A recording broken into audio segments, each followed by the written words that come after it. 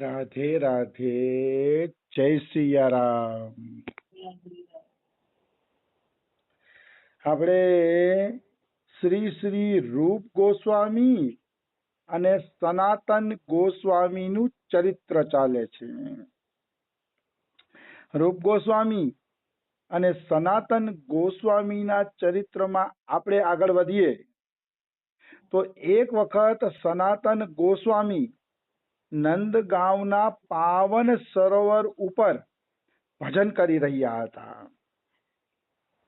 અમે પાવન સરોવર ઉપર સનાતન ગોસ્વામીની આ ભજન કુટી ઘણી વખત જોયેલી છે અને જ્યારે અમારી પાસે વધુ સમય હોય ત્યારે અમે સનાતન ગોસ્વામીની આ ભજન કુટીના દર્શન કરવા અવશ્ય જાય છે. ચોક્કસ જાય છે, એમાં કોઈ એટલે કોઈ શંકા નથી. તો સનાતન ગોસ્વામી પાવન સરોવર ઉપર કુટિયા નાખીને ભજન કરતા હતા. તો ભજનમાં એનું મન એવું લાગ્યું કે 3 દિવસ સુધી એ ભિક્ષા માંગવા ન ગયા, મધુકરી માંગવા ન ગયા. 3 દિવસ સુધી મધુકરી માંગવા કેવી રીતે જાય? એને કઈ શરીરનું ભાન જ નહોતું, દેહનું ભાન જ નહોતું. એ રાધા કૃષ્ણના લીલા ચિંતનમાં એવી રીતે ડૂબ્યા હતા કે એ ડૂબવામાં એને કોઈ પણ પ્રકારના દેહનું ભાન નહોતું. દેહ ભાન ભૂલે ને એ જ રાસલીલામાં પ્રવેશ કરી શકે. છઠે ભૂલે દેહ ભાવના, પાંચમે ભૂલે દેહ ભાવના, છઠે રાસ પ્રવેશ. એવું કઈક પદ આવે છે પણ મને યાદ નથી. પણ દેહભાન ભૂલ્યા વગર કોઈ ભગવાનની રાસલીલામાં પ્રવેશ કરી શકતું નથી.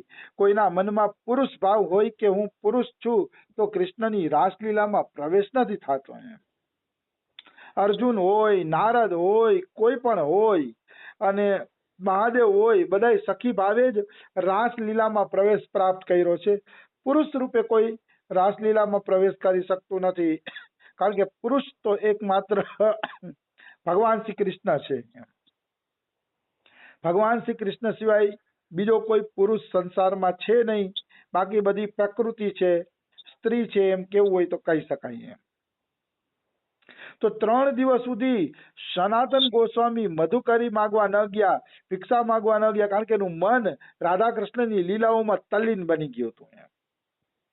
અને ત્યારે પાવન સરોવર ગામની બારોબાર હતું. આજે ગામની બારોબાર છે, પણ હવે તો થોડી ક્યાં વસ્તી થઈ ગઈ છે, પણ ત્યારે એ ગામની બારોબાર હતું પાવન સરોવર.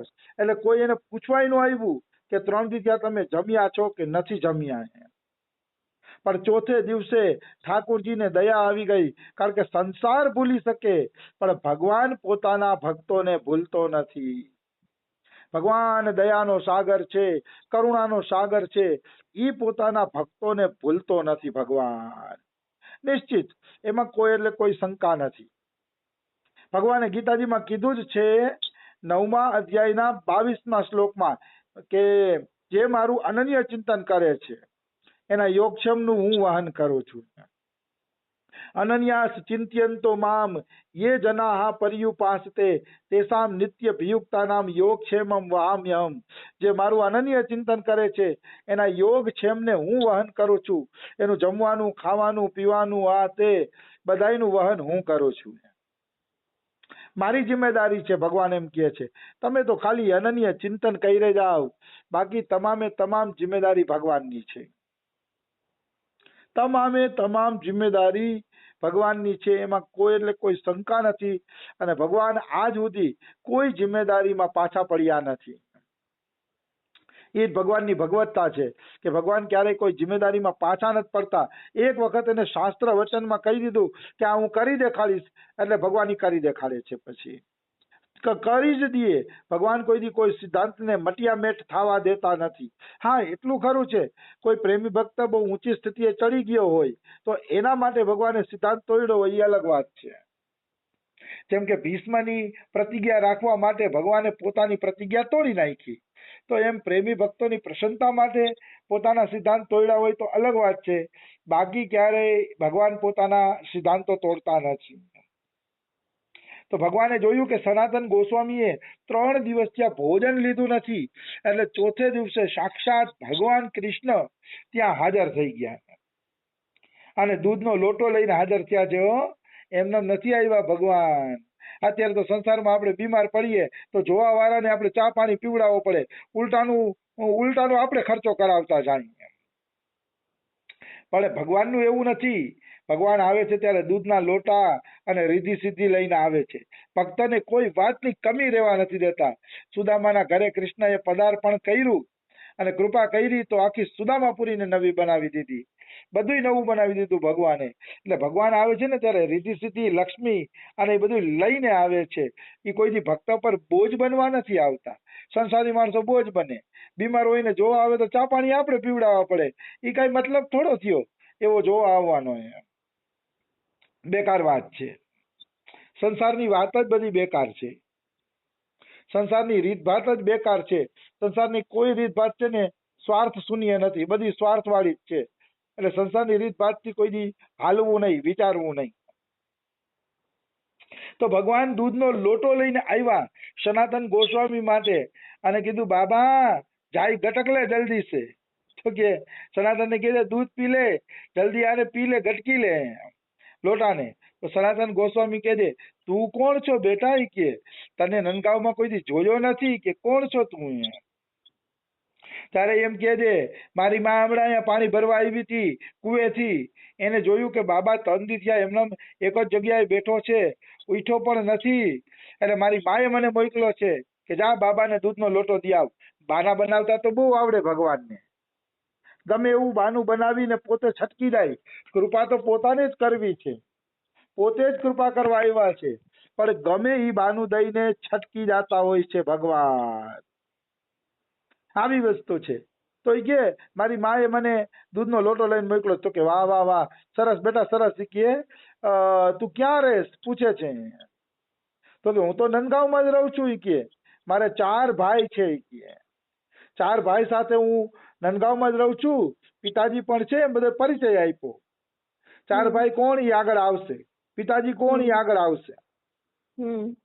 તો સનાતન ગોસ્વામીએ પછી બાળકને જાતો કરી દીધો કે તું જા બેટા, લોટો હું ઘરે આપી દઈશ. પછી સનાતન ગોસ્વામી લોટાનું દૂધ પીધું. શું લોટાનું દૂધ મીઠું હતું! એવું મીઠું મધ જેવું હતું લોટાનું દૂધ. અને એની મીઠાશ કંઈક એવી અલૌકિક પ્રકારની હતી કે સનાતન ગોસ્વામીનો 3 દિવસની ભૂખ ભાંગી નાખી. એના એક જ લોટાએ 3 દિવસની ભૂખ ભાંગી નાખી. એવું ભગવાનનું મીઠું દૂધ હતું. આવી વસ્તુ છે. ભગવાન તો ભગવાન જ છે ને. તો 3 દિવસની એની ભૂખ ભાંગી ગઈ અને લોટો મૂકી અને ધ્યાન કરવા બેઠા. ધ્યાન કરવા બેહે ને તો ભગવાન કૃષ્ણ લાલ રંગના કપડામાં આવ્યા હતા. લાલ રંગનું ધોતિયું, લાલ રંગનું પન્યું ને માથે લાલ પાઘડી વારેલી હતી. લાલ કલરના કપડામાં ગોવાળિયા બનીને આવ્યા હતા. આજે પણ નંદગાંવના પાવન સરોવર ઉપર લાલ કપડા વાળા ભગવાનનો ફોટો રાખ્યો પૂજામાં. આજે પણ. કારણ કે ભક્તમાલેની સાક્ષી પૂરે છે કે ભગવાન આ રીતે જ એમની પાસે આવ્યા હતા, લાલ કપડાની અંદર. તો ઈ કૃષ્ણનું ચિંતન કરે ને તો કૃષ્ણની ચિંતનની જગ્યાએ ને લાલ કપડા વાળા સંન્યાસીનું જ ચિંતન આવે, આ છોકરાનું જ ચિંતન આવે. લાલ કપડા. એટલે સનાતન વિચારમાં પડી ગયા કે આવું તો મારી હારે કોઈ દી બન્યું નથી. આવું તો મારી હારે કોઈ દી બન્યું નથી. કે ભગવાનનું ચિંતન છોડીને મેં સંસારી કોઈ છોકરાનું ચિંતન કર્યું નથી, અને આજે મને આ સંસારી છોકરો કેમ યાદ આવે છે? આનું કારણ શું? કે વળી આંખ વીચીને ધ્યાન કરે તો દૂધના લોટાવાળો છોકરો જ યાદ આવે, કૃષ્ણ યાદ જ ન આવે. એને હજી ખબર નહોતી કે આ કૃષ્ણ છે, પણ એને એટલી ખબર પડી ગઈ કે છોકરો મનમોહક હતો. છોકરાએ આપણું મન મોહી લીધું છે. એટલે પછી ઈ એને ગોતવા માટે નીકળ્યા. પછી એને ગોતવા માટે નીકળ્યા. વાસ્તવમાં ઈ છોકરો સાક્ષાત સનાતન ગોસ્વામીના મદન મોહનજી જ હતા. સાક્ષાત મદન મોહનજી. અને છોકરાએ કીધું ને કે અમે 4 ભાઈ છીએ, તો એને સાચું કીધું. એ 4 ભાઈ છે, હરદેવજી, બલદેવજી, કેશવદેવજી અને ગોવિંદદેવજી. આમાં હરદેવજી અને બલદેવજી એ બે બલરામજીના નામ છે, અને કેશવદેવજી અને ગોવિંદદેવજી એ કાનુડાના નામ છે. એટલે બે બલરામજીના નામ બોલ્યા અને બે કાનુડાના નામ બોલ્યા ભગવાન કૃષ્ણ. આવી વસ્તુ છે. હરદેવજી અત્યારે ગોવર્ધનમાં બિરાજે છે, બલદેવજી અત્યારે બલદેવ ગ્રામમાં બિરાજે છે, કેશવદેવજી મથુરાની જન્મભૂમિમાં બિરાજે છે, અને ગોવિંદદેવજી વૃંદાવનમાં બિરાજે છે. હાલ ગોવિંદદેવજી જયપુરમાં છે. તો આ ચારેય વિગ્રહની સાથે દેવ શબ્દ હતો એટલે કહી દીધું કે અમે ચારે ચાર ભાઈ છીએ. તો સનાતન ગોસ્વામી કે તારા પિતાજીનું નામ શું? તો કે નંદુ. નંદ બાબાની જગ્યાએ એને પોતાના પિતાજીનું નામ બતાવી દીધું નંદુ. એટલે સનાતન ગોસ્વામીને જયારે આ લાલ પાઘડી વાળો છોકરો યાદ આવતો હતો ને એટલે સનાતને નક્કી કર્યું કે એના ઘરે જવા દે મને. એના ઘરે જઈને પૂછ્યું કે આ છે કોણ છોકરો? એ કે આવો. એને બધું નામઠામ યાદ રાખી લીધું તું એમ. એટલે પછી નંદગાંવ ગયા સનાતન ગોસ્વામી, અને નંદગાંવ જઈ અને એને પૂછ્યું કે ભાઈ નંદુ નામનો કોઈ વ્રજવાસી છે અહીંયા? નંદુ નામનો કોઈ વ્રજવાસી રહે છે? કે એના ચાર ભાઈઓ છે, હરદેવજી, બલદેવજી, કેશવદેવજી ને ગોવિંદદેવજી. આ ચાર પુત્ર છે. આવો કોઈ નંદુ નામનો વ્રજવાસી રહે છે? તો બધા એમ કે ભાઈ આવો વ્રજવાસી અહીંયા રહેતો નથી. નંદગાંવ તો કે નાનકડું ગામ છે. કે અમે નંદગાંવમાં બધાને ઓળખીએ છીએ, પણ નંદગાંવમાં આવો કોઈ છોકરો રહેતો નથી. એટલે બાવરા બનીને પૂછતાછ કરતા હતા. હવે વ્યાકુળતા વધતી જતી હતી કે ખરેખર આ છોકરો છે કોણ? એટલે એ બધાને પૂછતા હતા. ત્યારે એક વ્રજવાસીએ એને કીધું, બહુ વૃદ્ધાવસ્થામાં હતા, ભક્ત હતા. એને સમજી લીધું કે આ કાનુડાએ આની યારે છલ કર્યું છે. એટલે એને કીધું કે એ સનાતન અહીંયા આવ. પછી વૃદ્ધાવસ્થાના બાપાએ કીધું કે ભાઈ તને કોઈ કૃષ્ણએ છેતરી લીધો હોય એવું લાગે છે. નંદુ એટલે નંદ બાબા, અને આ ચાર ભાઈઓના નામ કીધા ને એ વ્રજના ચાર ઠાકોરજી છે. તને કૃષ્ણએ છેતરી લીધા છે, ચકમો દીધો છે કૃષ્ણએ. કે એટલું યાદ રાખ કે આ કૃષ્ણના મંદિરનો જ લોટો હોવો જોઈએ દૂધનો. કે તો કે એમ? તો કે હા. તો સનાતન ગોસ્વામી મંદિર આવ્યા, નંદગાંવનું જે મેઇન મંદિર છે ત્યાં આવ્યા, અને આવીને પૂજારીને લોટો દેખાડ્યો. પૂજારી આ લોટો કોનો છે? તો અરે બેટા આ તો મંદિરનો લોટો છે. કે અમે રોજ આમાં દૂધનો ભોગ લગાડીએ છીએ, અને હવારથી ગાયબ થઈ ગયો છે. કે મળતો નથી. ત્યારે ખબર પડી કે ઓ આ જે લોટો છે એ લોટો તો સાક્ષાત કૃષ્ણ જ મારા માટે લાવ્યા છે. ત્યારે એમને ખબર પડે છે. કહેવાનો ભાવ શું છે? પછી સનાતન ગોસ્વામીની આંખમાંથી આંસુડાની ધાર ચાલુ થઈ ગઈ. સનાતન ગોસ્વામી રડવા માંડ્યા કે ધન્ય છે મારા પ્રભુને કે હું 3 દિવસનો ભૂખ્યો હતો તો મારા પ્રભુ આવ્યા અને આવીને મને દૂધ જમાડી ગયા. એને બહુ ભાવ થતો હતો, બહુ જ આંખમાંથી આંસુડા આવતા હતા, અને ભાવ વિભોર અવસ્થા થઈ ગઈ હતી કે કાનુડાની કૃપા તો જુઓ, મારા જેવા અધમ જીવ ઉપર કૃપા તો જુઓ કે મને એને દૂધનો લોટો પીવડાવી દીધો. એમ તો ભગવાન આવી તો સેવા કરે છે ભક્તોની. સનાતન ગોસ્વામીની એકની જ નહીં, પણ આવા તો અનેકો ઉદાહરણ છે કે જેમાં ભગવાને ભક્તોની સેવા કરી છે. અનેકો ઉદાહરણ છે. ભક્તમાલ આખી ભરેલી પડી છે. ભક્તમાલ આખી ભરેલી પડી છે. એમાં આવા અનેકો ઉદાહરણ છે. તો આપણે એમ થાય કે અનેકો ઉદાહરણ હોય તો એક જ ઉદાહરણ કાફી છે. અનેકો શું કામ છે? તો કે અનેકો એટલે છે કે આપણે ખબર પડે કે ભગવાને એકવાર નહીં અનેક વાર આ કૃપા કરી છે. એકવાર નહીં અનેક વાર ભક્તો ઉપર આ પ્રકારની કૃપા કરી છે. બધાય ભક્તો ઉપર કૃપા કરી છે એ આપણે ખબર પડે એટલા માટે આવી રીતે ભગવાન કૃપા કરી જાય છે. નિશ્ચિત એમાં કોઈ એટલે કોઈ પણ પ્રકારની શંકા નથી.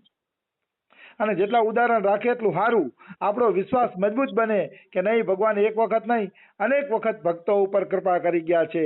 આપણો પણ વિશ્વાસ મજબૂત બને એટલે જરૂરી છે કે આ અનેક વખત જ ભગવાન આવા ઉદાહરણ રાખે. તો સમય થઈ ગયો છે. બીજું આપણે કાલે લઈ લેશી. રાધે રાધે. જય સિયારામ.